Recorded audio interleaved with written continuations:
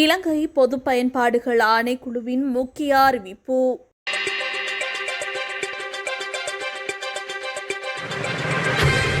புதுப்பிக்கத்தக்க சக்தி மூலங்கள் மற்றும் உற்பத்தி செய்யப்படும் மின்சாரத்தை கொள்முதல் செய்வதற்கான கட்டணத்தை தீர்மானிப்பதற்காக பொதுமக்களின் கருத்துக்களை பெற்றுக்கொள்ளும் நடவடிக்கை இன்று நிறைவடைவதாக இலங்கை பொது பயன்பாடுகள் ஆணைக்குழு தெரிவித்துள்ளது.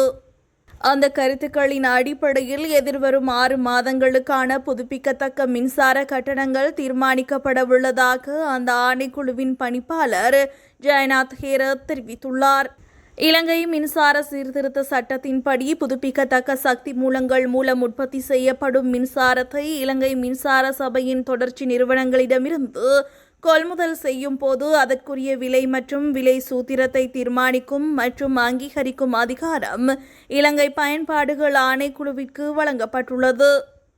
அதற்கமைய சூரிய, காற்று மற்றும் பயோமாஸ் போன்ற புதுப்பிக்கத்தக்க சக்தி மூலங்களிலிருந்து உற்பத்தி செய்யப்படும் மின்சாரத்தை கொள்முதல் செய்வதற்கான பொருத்தமான விலை சூத்திரங்கள் தயாரிக்கப்பட்டு அங்கீகரிக்கப்பட்டுள்ளதாக ஜெயநாத் ஹேரத் குறிப்பிட்டுள்ளார்.